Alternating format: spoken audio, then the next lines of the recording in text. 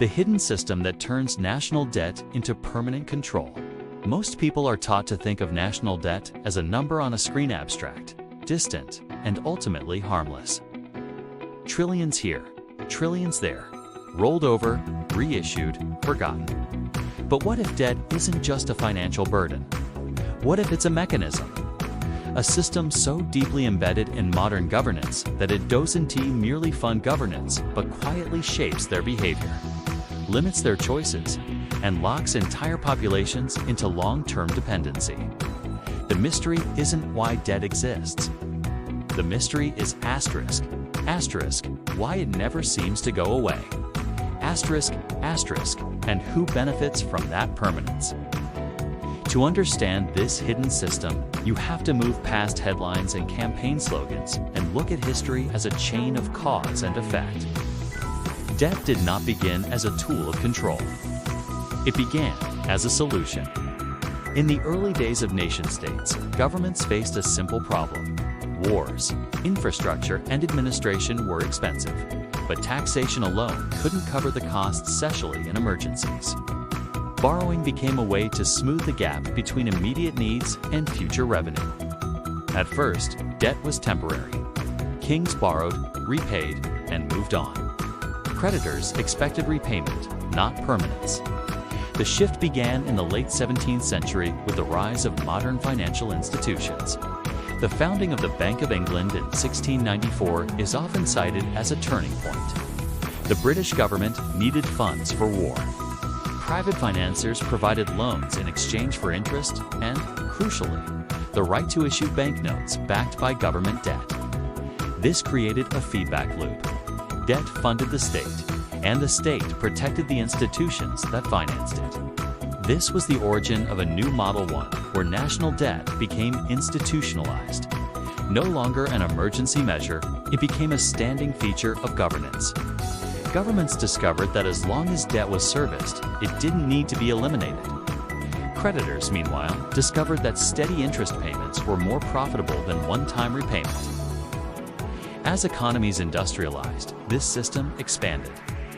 Railroads, factories, and global trade required capital on an unprecedented scale. Banks grew larger. Financial markets matured.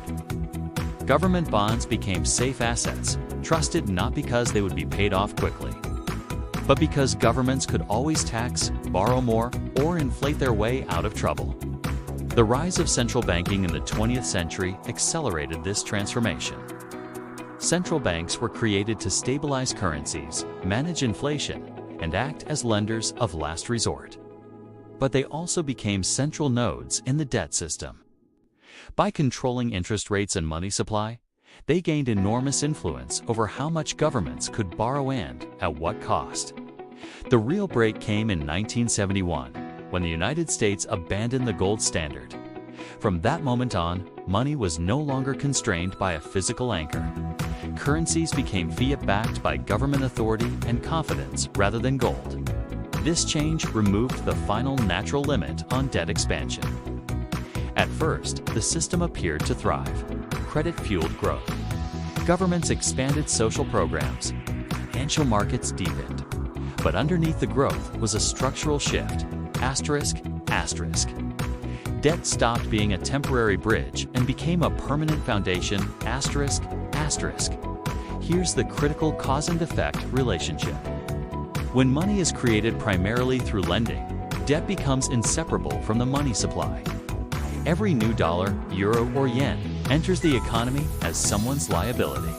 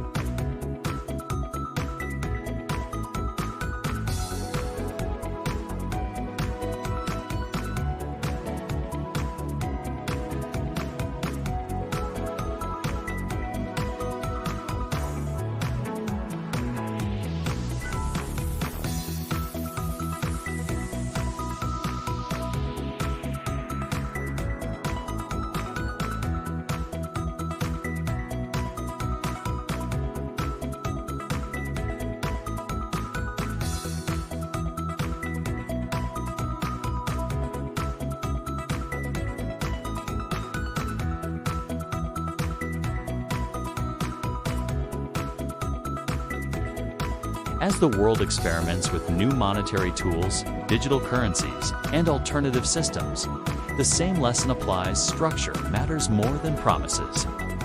If you want to see beyond surface-level explanations and understand how financial systems shape society, stay engaged. Question what's presented as normal, and if this analysis helped clarify how debt operates as control.